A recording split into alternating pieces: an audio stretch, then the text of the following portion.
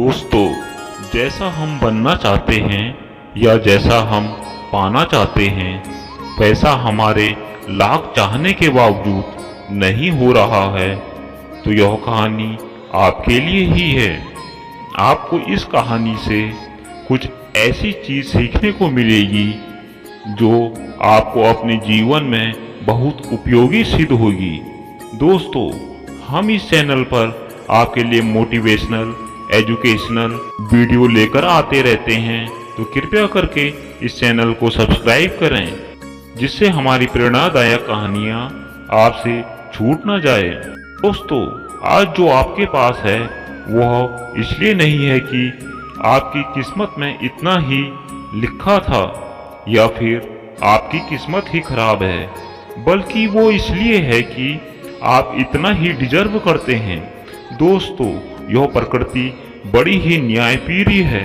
यह उसे उतना ही देती है जितने का वह हकदार होता है। ज्ञान हो या धन, आपके पास उतना ही है जितने के आप हकदार हैं। अगर आपको इससे भी ज्यादा चाहिए तो आपको उसके काबिल बनना होगा। दोस्तों, ऐसी क्या चीज है जो आपको काबिल बनाती है? वह क्या चीज है? अगर आप जानना चाहते हैं तो गौतम बुद्ध की इस कहानी को आप अंत तक ध्यान से जरूर सुने। दोस्तों, इस कहानी को आप केवल सुनना ही नहीं बल्कि अपने भीतर उतर जाने देना। दोस्तों, एक बार गौतम बुद्ध को भाषण करना था। जब भाषण शुरू हुआ तो गौतम बुद्ध समय पर आए और बिना कोई शब्द बोले वहां से चले गए। उस समय उस सभा में 100 से भी ज्यादा लोग उपस्थित थे। बुद्ध के इस तरह के व्यवहार से सभी लोग बहुत चौंके, लेकिन किसी ने भी बुद्ध से कोई प्रश्न नहीं किया।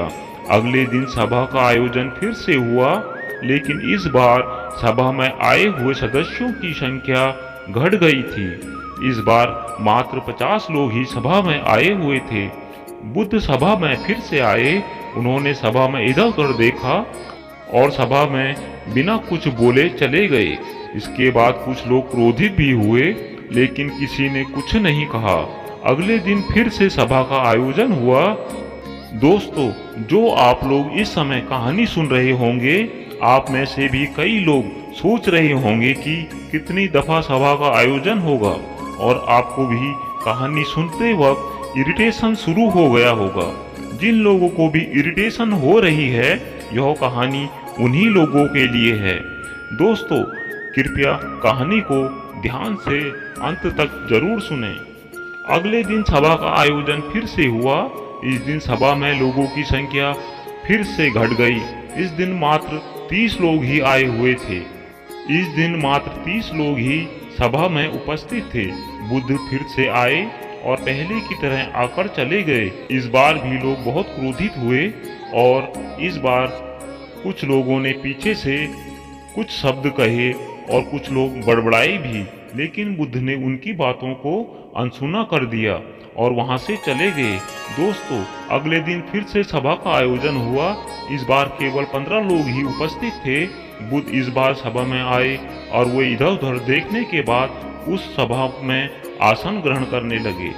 फिर भगवान बुद्ध बोले और उन्होंने उन 15 लोगों को उपदेश दिया। वे 15 लोग उपदेश सुनने के बाद बौद्ध भिक्षु बन गए और उन 15 लोगों ने बुद्ध के ज्ञान को चारों दिशाओं में फैलाया। कई दिनों बाद बुद्ध से एक आदमी ने पूछा, आप सभा में से बिना कोई शब्द बोले क्यों चले जाते थे? तो बुद्ध ने कहा, मैं उन लोगों को खोज रहा था जो लायक थे।